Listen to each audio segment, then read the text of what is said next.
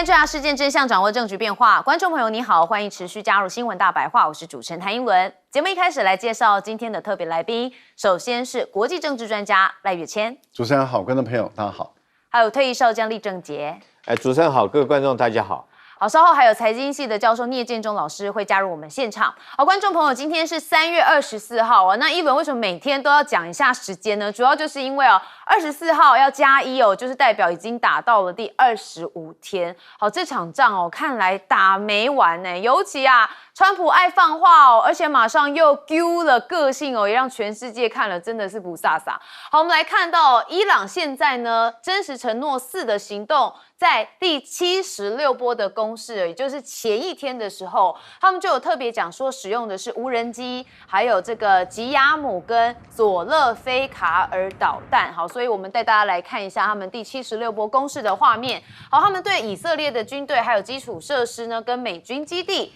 进行了打击。好，那我们也看到伊朗是持续的不断有发动攻势。那现在呢，这个川普是不是有示善意因为他本来是说如果你伊朗再不开放赫姆兹海峡的话，我在48小时之内要攻打伊朗你的电厂。好，那这件事情让我们本来是有点担心的。但是呢，川普在昨天台湾时间的晚间的时候，他就有特别发了文说美国跟伊朗进行了2天非常良好且有成果的会谈，所以要暂缓5天对伊朗发电厂跟能源设施的打击。那他甚至还说，只要会谈很顺利的话，战争可以在5天之内结束。好，通常只要川普讲到了天数讲到了结束什么通常都不会实现。好，我们一轮来评估看看预言看看到底是不是这样。好，所以呢，现在川普说5天之内结束战争，原本大家以为真的有谱甚至美国股市还一度翻红。那伊朗的官员啪啪啪打了好几声根本没这件事情他说我跟美国根本没有谈判好，伊朗的法尔斯的通讯社说，其实完全没有跟川普进行任何直接或是间接的会谈。好，川普是因为伊朗威胁击中这个中东各国的电厂而退让。所以现在看起来又是川普单方面的放话。不过伊朗的这个媒体也是特别的反击在适时的时间就看到川普这个巴掌打得蛮响的好，那川普现在说非常有意跟伊朗达成协议那说美方跟伊朗的讨论非常的激烈。好，说对于达成某些实质的成果抱有希望。好，所以呢，我们看到川普就是嘴巴说说而已那还要保持这个面子但是里子却被伊朗常常是打了另外一耙。好，那消息人士甚至也讲说，美方有跟伊朗议长来进行会谈。好，这个消息人士是根据以色列这边的消息说有人说美方跟伊朗伊斯兰议会的议长卡利巴夫有在进行会谈。好，那不少人当然会觉得说，如果有会谈的话，看起来是有个沟通管道嘛那川普加码说其实我们跟伊朗的领导阶层进行了对话，但不是跟伊朗的最高领袖进行会谈。好，那我们看到这2则新闻如果连在一起，很多人就会觉得说那你们进行的对话应该就没错，就是这个卡利巴夫。好，那现在 Political 就有做一些分析说川普政府好像正在悄悄的考虑要将伊朗的国会议长卡利巴夫视为潜在的合作对象，甚至是一个未来的领导人。好，那当然扶植受认可的一个领导人可能是美方现在想要用来稳定局势的一种做法，甚至借此可以交换石油的供应稳定，还有一些区域的和平。有人认为川普现在在下这盘棋他想的盘算是这样。好，但是伊朗的这个议会议长马上又发文啪啪啪又打脸了川普他否认有跟美国对话啦好，我们看到卡利巴夫是直接发文否认跟美国对话，而且说伊朗各级的官员会坚定的支持最高领袖跟人民，直到实现既定的目标。所以有关相关的谈判消息都是虚假的讯息。好，所以你看，更让人看不懂了。但有些人认为说啊，这个川普啊是故意的哈。好，所以美伊会谈罗生门，现在川普说有跟伊朗高官谈判，但是伊朗这边又是坚决的否认。那尽管伊朗一再的否认，但是川普在3月23号还是多次的称美国跟伊朗谈判。那伊朗期盼达成协议，所以美方的目的到底是什么？有相关的分析说啊，根据伊朗革命卫队前指挥官跟伊朗媒体的判断，川普啊这是在使用欺骗策略，所以他主要的目的啊，分析下来可能有4个，一个就是操控市场控制石油等能源价格。再来就是缓兵之计，也就是争取时间，让增派的美军部署到位。那或者又第3个是密谋他策，搜集伊朗高级官员行踪资讯，以备他用。那再来就是制造分裂加剧伊朗内部的斗争。因为放出了议长有跟美国来谈的话这会不会让内部觉得议长你是不是背骨仔呢？可能会有一些局语好，那川普称伊朗的政权更迭正在进行当中，美国寻求委内瑞拉的模式，也就是白宫尚未准备好锁定任何一位候选人。他们希望透过对多位候选人进行压力测试，找到一位愿意达成协议的人选。好，但是白宫盟友也认为川普无法将委内瑞拉的模式复制到伊朗。确实，伊朗是神权的政体所以它的状况、它的地方跟它的地形整个都跟委内瑞拉完全不一样。好，这也是为什么川普在委内瑞拉吃到甜头却在伊朗这边踢到铁板，这就是最大的原因。好，那当我们看到了第76波的攻击伊朗还是有锁定一些美军的基地。好，这部分我们先问厉将军。大家都说本来这个今天早上台北时间今天早上7点44分的时候，这个如果说这个伊朗不开放荷姆兹海峡的话这个美军要对伊朗所有的发电设施电厂来实施大规模的攻击但是在昨天晚上的时候，这个川普临时喊刹车，踩了这一脚。那大家都说川普又他口了可是我不认为川普是他口，我认为他是退缩了，认怂了因为川普当时讲这种话之后，那伊朗是很强硬的回应说，你敢打我的这种民生的用电设施，我就对海湾周边的所有国家的同等级包括他们民生设施，我也展开攻击，包括到发电的设施，包括到净水厂的设施。所以我认为川普到最后，他相信伊朗的这种报复行动一定会实施，而且一定会做得到。所以他在昨天晚上，我觉得他不是他口，他是退缩了，他是认怂了但是我觉得他也没有太多阴谋，因为川普这个人久了以后慢慢。经过他这段时间，我们觉得说，其实我们都对他很了解了。他是当碰到砖头的时候，碰到钉子的时候，他遇到可以吃的，他一定吃你到底我们讲，但是遇到硬的，他就会转头退缩。那为什么川普会突然这个退缩呢？我觉得有2个原因。第一个，你如果说是大辣辣的，你要攻击伊朗的这种民生的发电设施，很明显的违反了日内瓦的公约日内瓦公约里面交战的双方2国，更何况你美国现在并没有对人家伊朗宣战呢，你是等于是偷袭的一个作战，你还没有达到正式的宣战。就算是宣战来讲的话，日内瓦公约为了说平民来讲，你不可以攻击平民生活所必须要用的设施嘛，这是规定的那你如果说川普去做这个事情，是不是第一个你就违反日内瓦的公约？第二个，我认为美军，我是军人，我就从军事的角度来看的话，我觉得美军这场仗已经快打不下去了。从几点来看得出来，第一个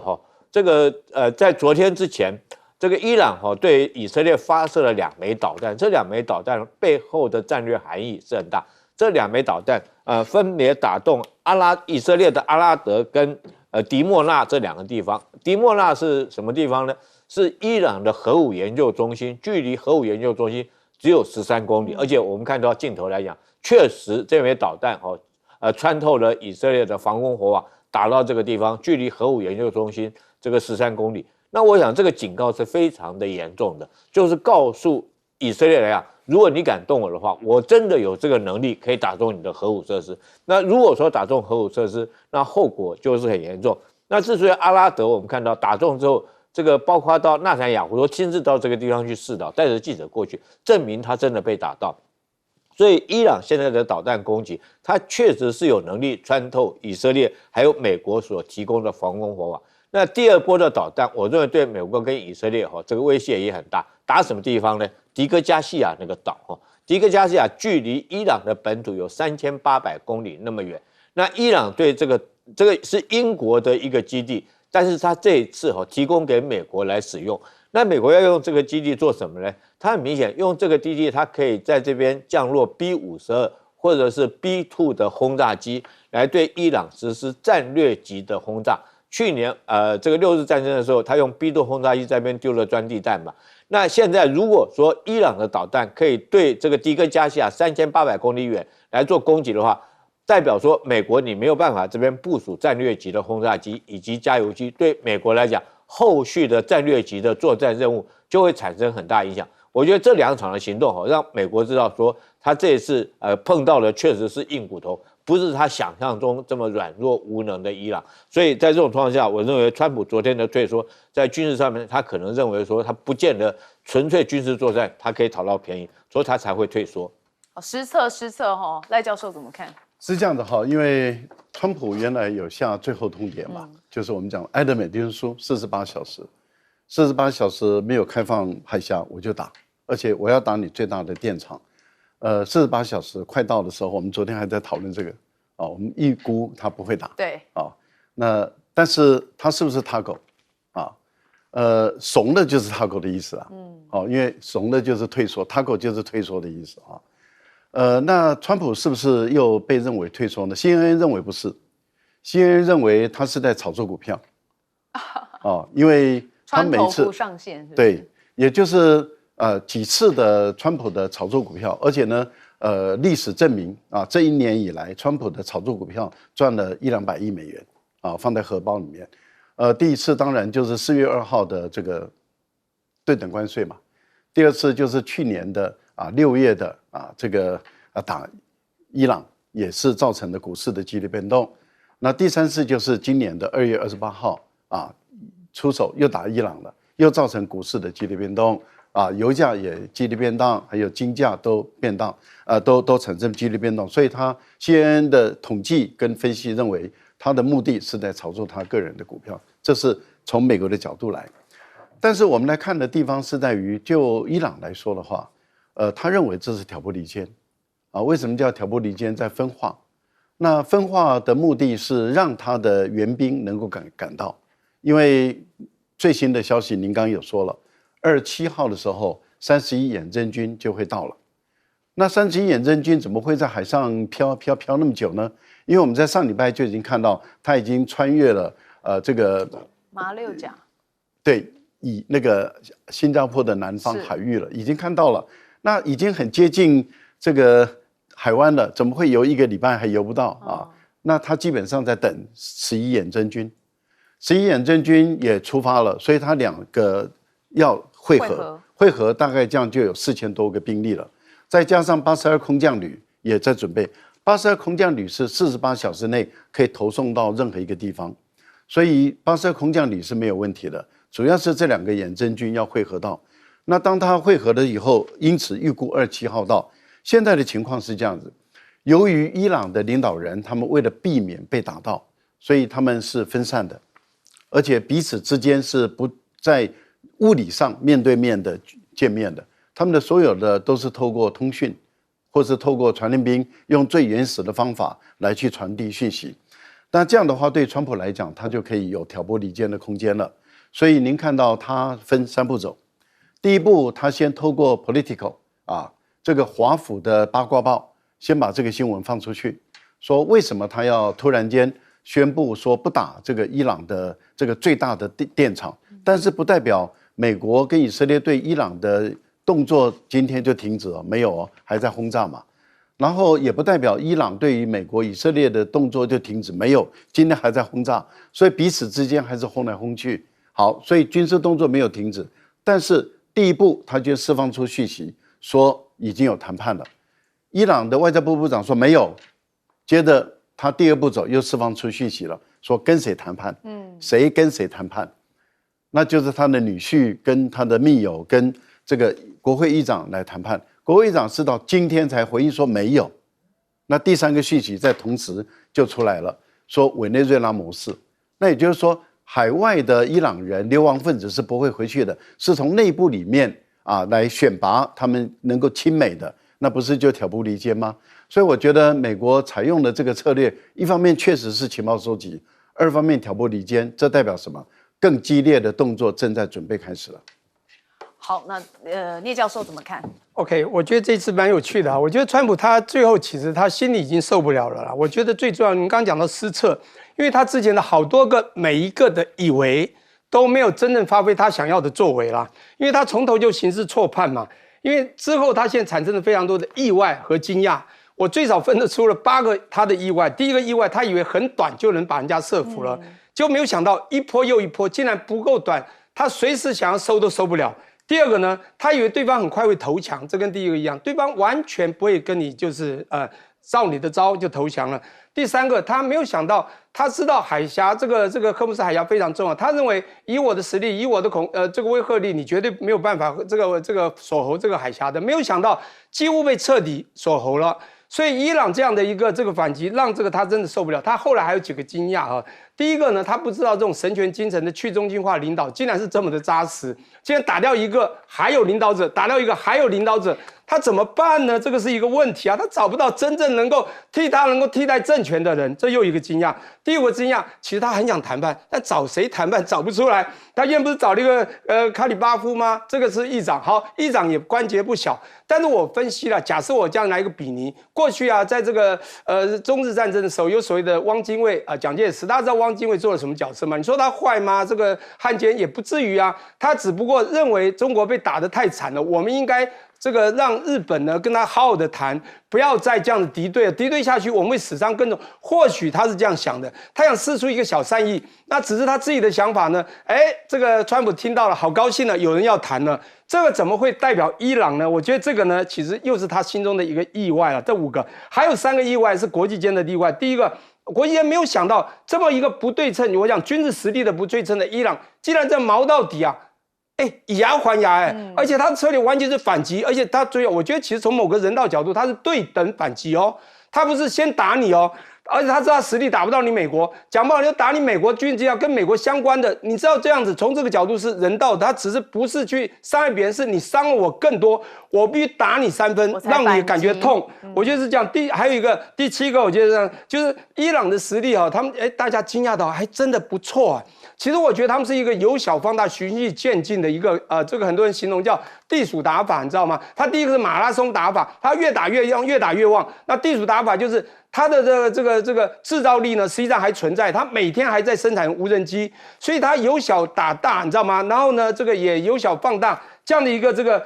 甚至饱和这个打击打到了这个对方的铁穹啊，以色列铁穹都失败，甚至卡达那个飞弹都没有办法完全拦截，这就是个惊讶。最后当然讲最后一个惊讶。Taco 就是 Taco 在哪里？他动不动需要盟友来帮忙，他动不动呢跟你讲呢被炸的军事基地这些东国快点反击！为什么你来保护？为什么要反击？最后叫法国、英国，甚至讲到了中国，你们要用石油的快来帮忙打伊朗，怎么有这种事呢？我觉得你不觉得这就是 Taco 吗？好，我们进广告，马上回来。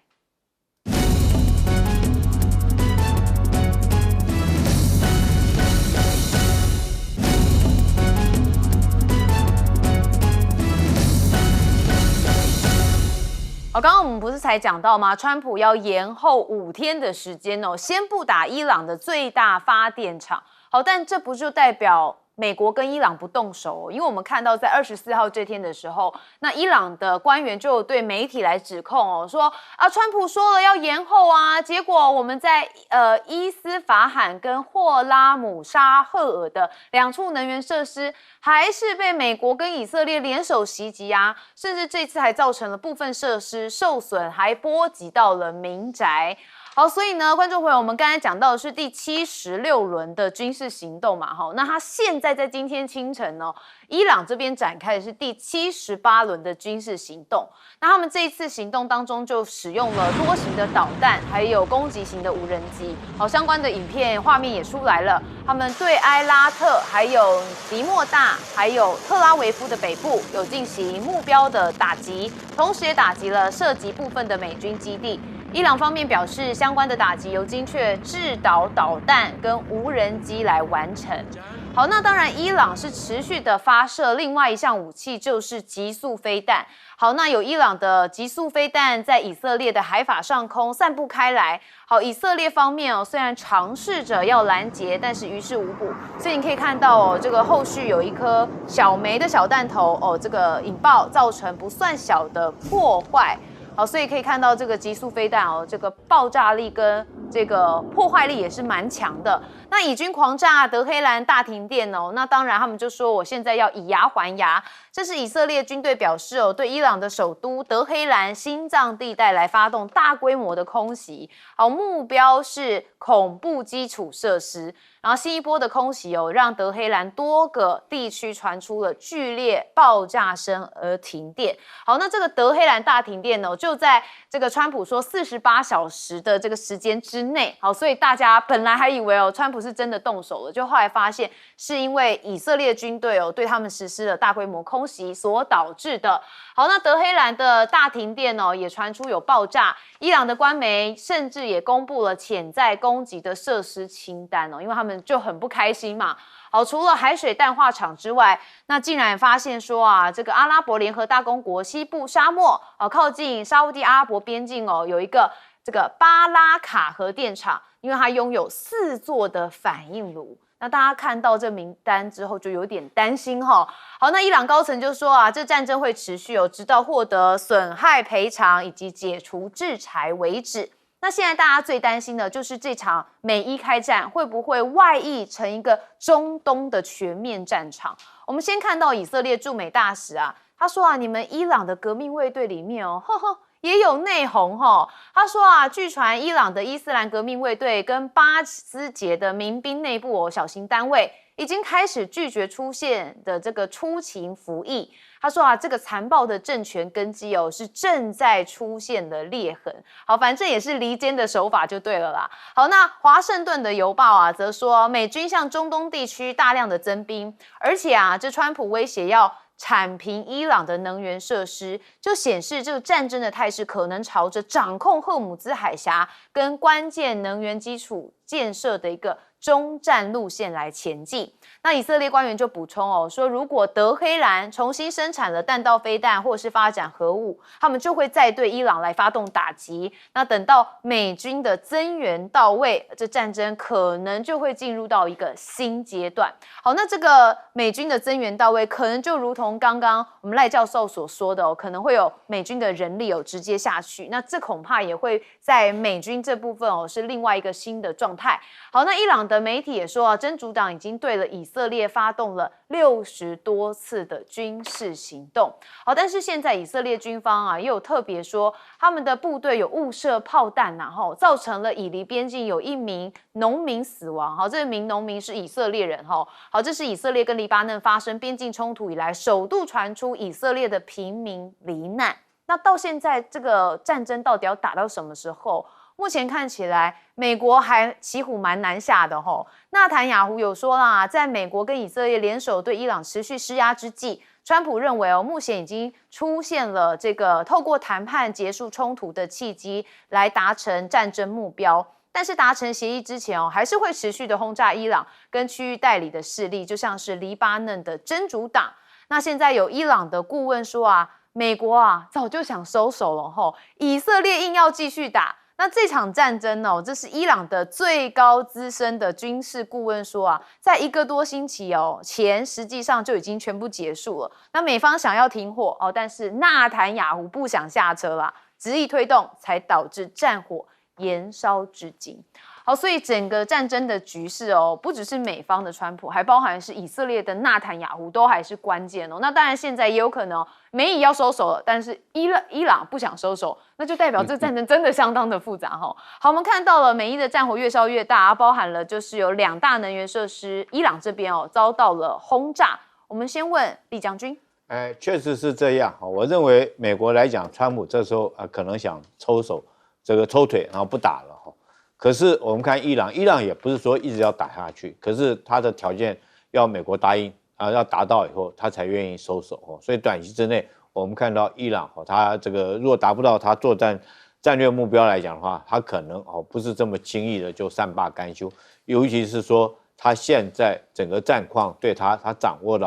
握到了战略主动，你叫他放弃之前已经掌握的战略主动而收手，他可能不愿意。那以色列就刚好是他最怕美国收手。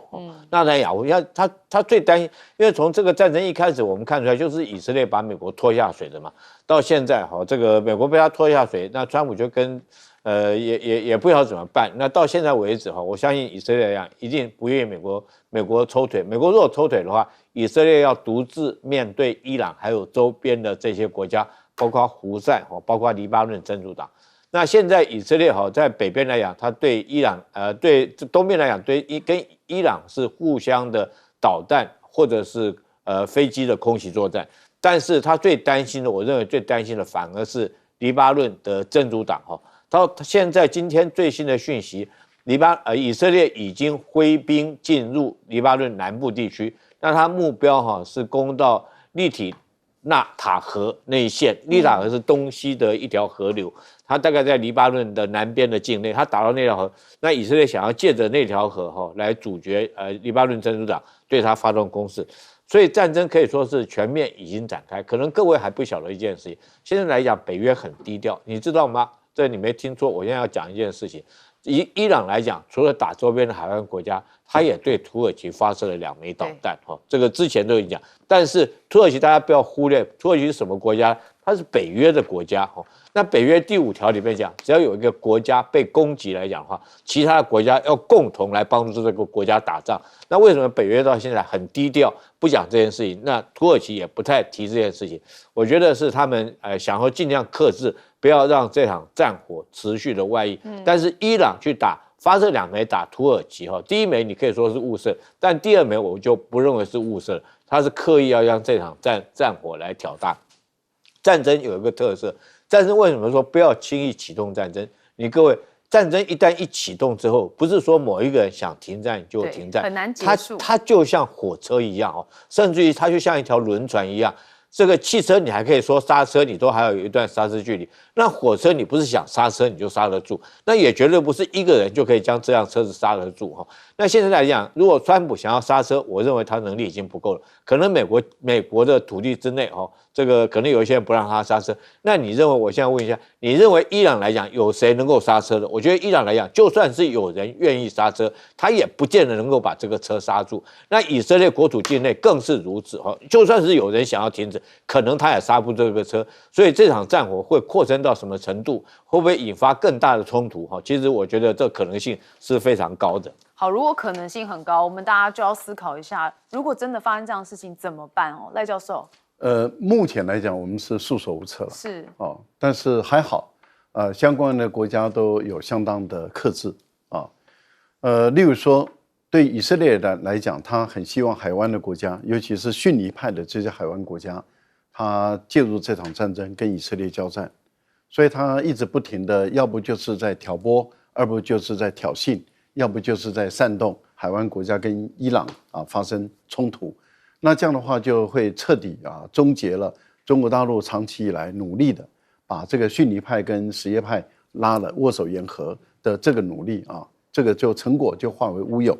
但是我们很明显的看到有一股抵制的力量在跟以色列对抗，就中国大陆的中东特使目前来说正在海湾国家在这个地方来穿梭。所以当海湾的国家他们虽然遭受到伊朗的这个导弹的攻击，但是到目前为止没有一个海湾国家反击，这代表什么？他们很克制，而他们也很清楚的知道以色列的目的就是希望他们反击，变成伊朗跟他们之间的战争。可是伊朗是穿草鞋的，他已经被制裁了30-40年了，他穷了，穷国他基本上来讲打得起，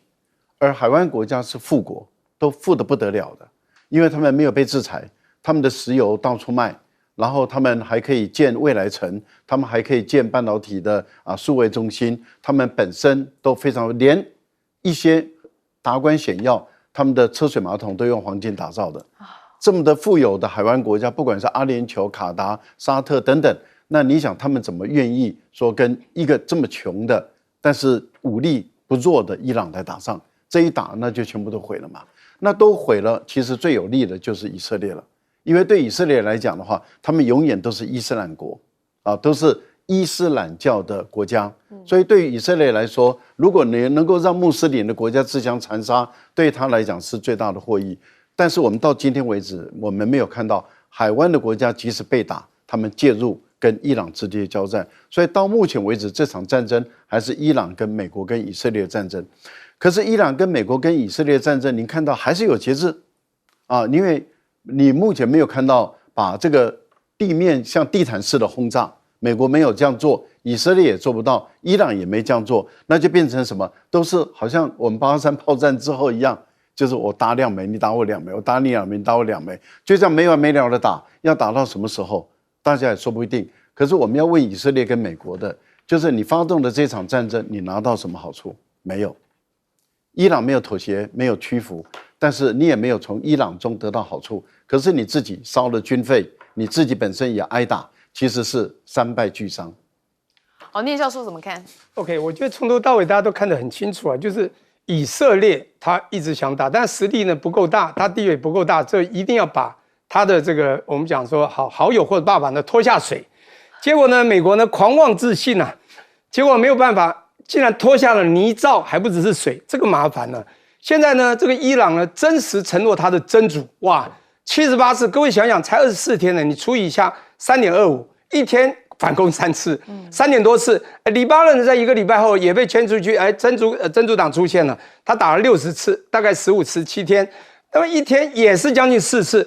这样的反击，你觉得这不是很真实在这个承诺他们的真主吗？我现在在讲一个东西，就是说这一次的这个比尼呢，就是一个粗暴以及细腻的一个这个刑事判断。粗暴方当然就是很清楚，川普他错判刑事，自以为是，狂妄自信，好像说我说了就算那结果呢说了完全不算。相反的呢，他的错判呢，对方呢是成功的正确预判。为什么？我觉得伊朗很早就知道，你美国最后一定会可能协助以色列，因为以色列跟他们的安全太久，你一定会做动作。这时候我们已经预判成功，而且备战许久。你预判以后备战，不管他们的地道的生产能力、制造能力，比如无人机的制造，听说现在边打边造的这种所谓的这个地属理论你知道打猎大会出来，因为他一天听说还可以造400架，不管真真假假。这个无人机成本低，制造快，你请问一下，这个美国就算你一定会打赢，请问你耗得起吗？因为这个就是典型消耗战，打到最后，美国绝对被消耗殆尽，这很可怕那当然，第二个呢，我觉得他的这个战略之外，战术，我觉得还有一个就是我刚刚讲的反击策略，人道的反击真的是慢慢，就是你对我怎么样，我才怎么样。而他还预留了实力，你知道吗？他先打小再打大，跟川普刚好相反，他说他先喊大。3小是两回事。不过我们要看的是未来了现在呢，当美国一直想赢，他可能没办法正面之外就叫他的盟友来出兵，否则的话，他可能就要用到了中期的法宝了，就是玩间谍战嘛 ，CIA 最厉害，就是玩认知战嘛。所以你会发觉一堆的间谍战、认知战，因为又便宜，效率又好，可是可能又达不到效果，他怎么办呢？我觉得就是还是要谈判可他又不知道该找谁谈判。我觉得要讲，就是因为就算你要谈判，伊朗愿意，他必须要你有释出善意，也就是他们要的不一样。你川普，你谈判还是要最原始和平谈判的，什么东西停核导弹不能做不能支持你的前卫的这个代理人请问伊朗为什么答应？再来，伊朗说你帮我打那么惨，我要你停火，而且永不能再侵犯我，最后你还要赔偿，川普愿意吗？我告诉你，最后川普会说好啦，我给你一点了，我愿意，还是谈判吧。我和平奖越来越远了，我真的拿不到了，我怎么办？那他不拿和平奖，可以拿战争奖我们休息一下，马上回来。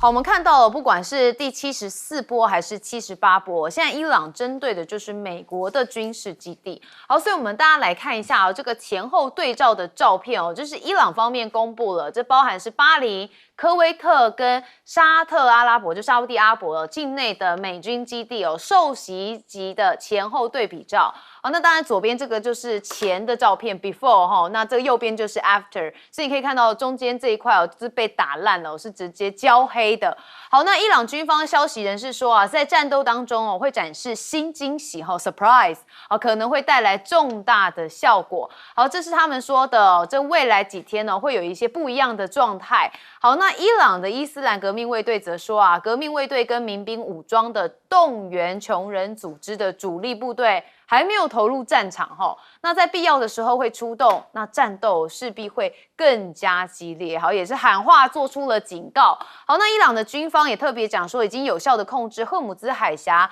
无需在波斯湾布雷。好，这个是武装部队的发言人有特别讲说，他们在波斯湾还有阿曼湾的相关海域都有主控权，那并且有效的控制了赫姆兹海峡。基于当前掌控能力，伊朗无需在波斯湾布设水雷。好，那当然，华盛顿邮报也有做些相关报道说美国跟以色列还有伊朗的战事，我们看到已经进入到第4周了嘛。伊朗损失惨重，拒绝屈服，但也不接受斡旋方提出的外交退场方案。主要原因跟去年6月停火之后的局面有关当时被认为是仓促的停火，那现在他们认为不应该要直接的力抗到底。好，那英国首相施凯尔他23号的时候其实有接受英国议会的这个联络委员会质询，他就有讲说，英国必须做好伊朗战事不会迅速结束的准备他说这不是我们的战争，我们不会被拖入这场战争。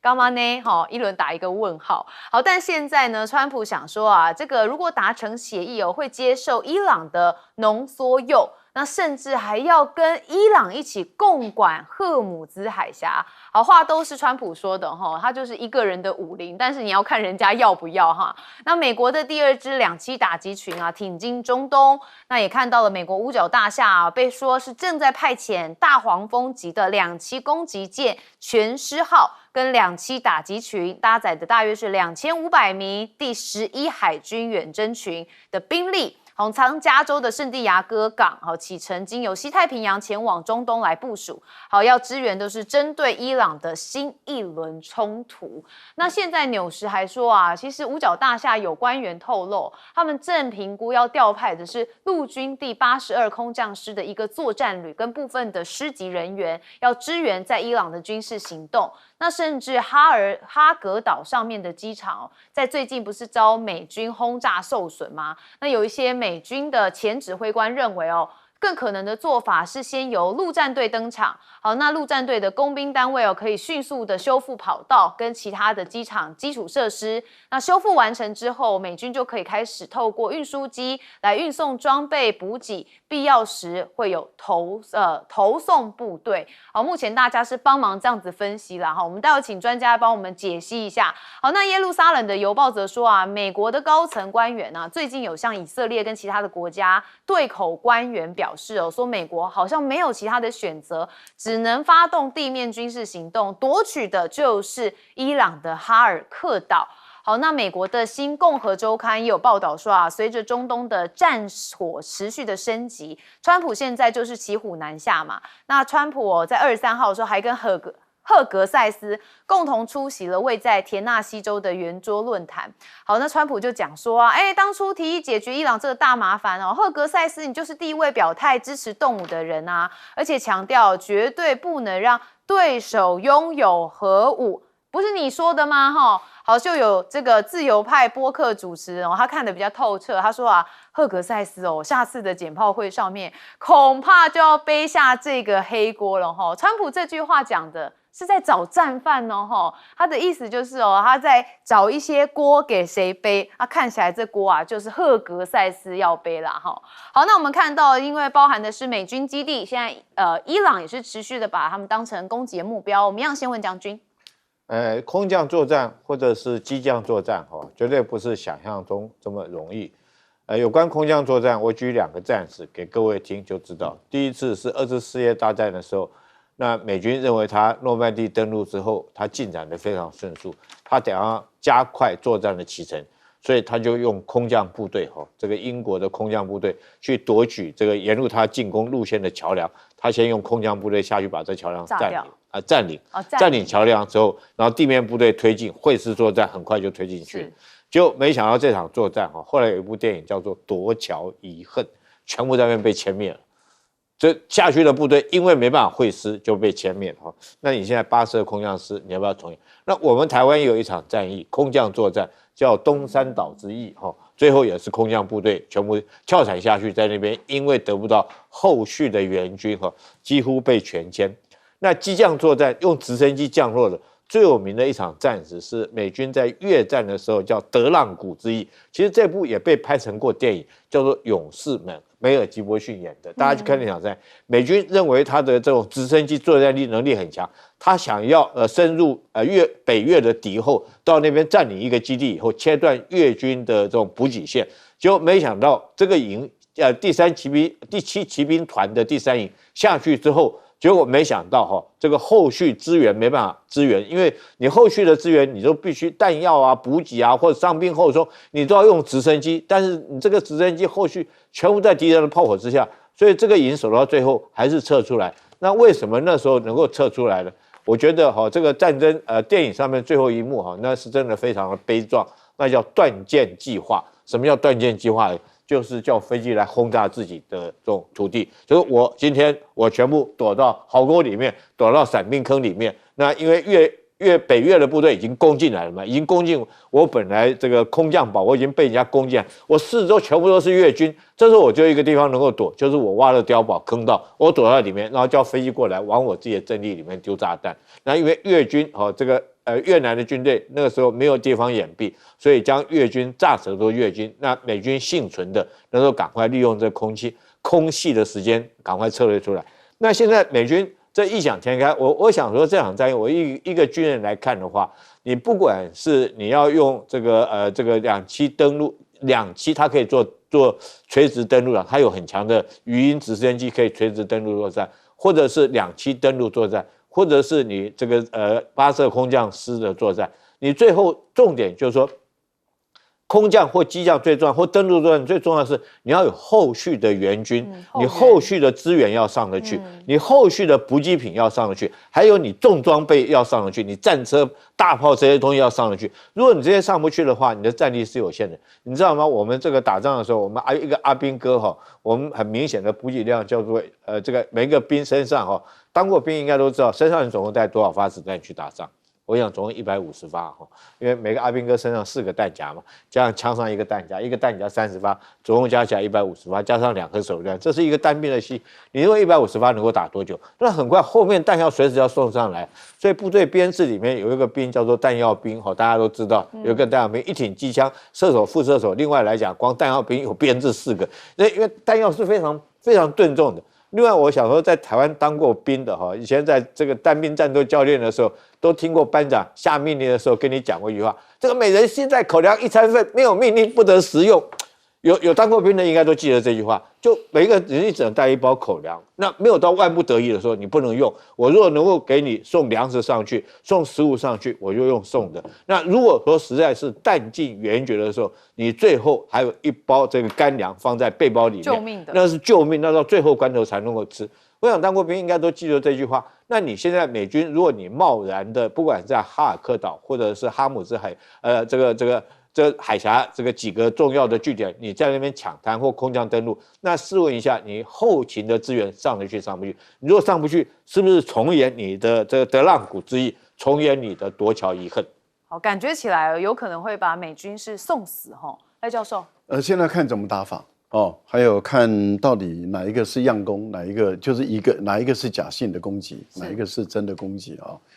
还有就是要看美国的战略目标到底是什么。是要打通这个海峡，还是要把这个核浓缩铀带走或是摧毁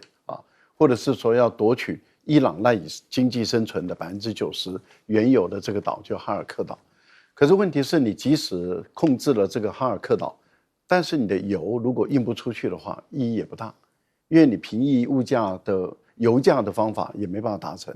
所以你最终的目的还是要把这个赫尔木兹海峡打通。那你要把赫尔木兹海峡打通，要怎么打通法？这个部分里面有不同的战术，有不同的战斗目标。为什么我们会这么说？您看，如果说你今天要把哈尔克岛打下来，不是打不下来啊，但是问题就在于你必须要建立起相当庞大的这个海空的火力制压。也就是说，当你要进行降落或是两栖作战的时候，你的两栖的作战，我们要问的是你的这个两栖登陆舰，你怎么穿越赫尔木兹海峡？那你在穿越的过程中，你必须要有强大的火力把对方制压住，让你的船队，例如说利用晚上快速的，在一个卫星的导航、精准的导航情况下，快速的通过这个海峡，你才能够往这个哈尔克岛来移动。这并不是说一定做不到，但是有风险。那问题就在于你的火力制压能不能够让伊朗没有办法去威胁到你的这个运动速度很慢的这个登陆艇，这是一个部分。第二个，当你穿越以后，你要开始登岛，在登岛的过程中，伊朗并不是死人一个嘛，它有火力，它有火箭弹，它也有火炮，它也有导弹，那它本身一定会对于25公里左右的这个岛屿的周边进行防卫的攻击。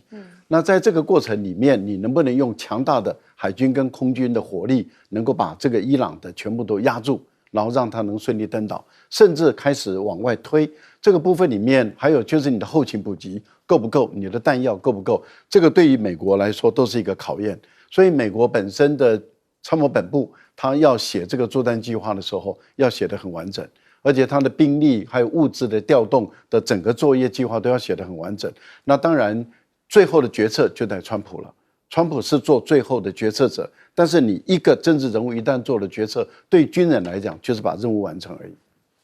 好，聂教授怎么看 ？OK， 我觉得这非常有趣哈。我先讲一下这个 Hexas 这个事情哈。Hexas 我记得之前有一个影片，就是说川普有人问他，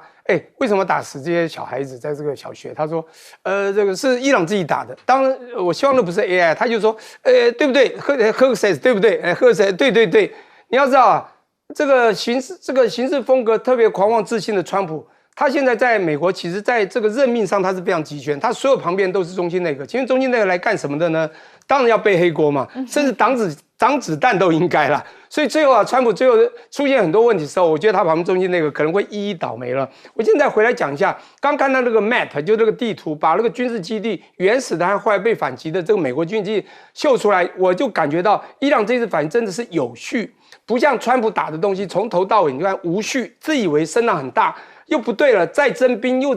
变来变去，连他们的军事委员会的人都很多都反对啊。那假设刚刚唠到那个我们这个月先讲的，最后如果由川普来做决策，那就完蛋了。我跟你讲，还是要听他们军事专家，但川普就是集权。我讲他有序，就我刚刚讲预留实力，这个边走边打，然后呢，这个还有小放大、循序渐进这样的战术，你知道，不断的公布他最后的这个反击的成果，而且甚至啊，他看起来他是没有中心领导的哦，不知道怎么有办法这么有序，你就知道他很厉害。好，最后我要讲这地面部队的问题，各位想一下，有多少次美国打的地面部队都是撒手而归？比如1955年到75年的这个越战，这次呢就让我想到了，这次你要用地面部队，不管冲绳或圣地亚哥过去，我跟你讲一下，我这样会分析。你要知道，这次我看到伊朗他是比较细腻，他一细腻的时候，就是他有预判。他预判就会预做准备，他一旦预做准备的时候，好，你来啊！你有没有想过，越战啊，在打的时候有一个很有名的地方叫古兹栈道，离这胡志明市西北大概在50公里左右。你知道它200多公里的这个栈道多可怕？它很多隐藏的东西，甚至它可以随时做一个，你进去你追它从后面突袭你，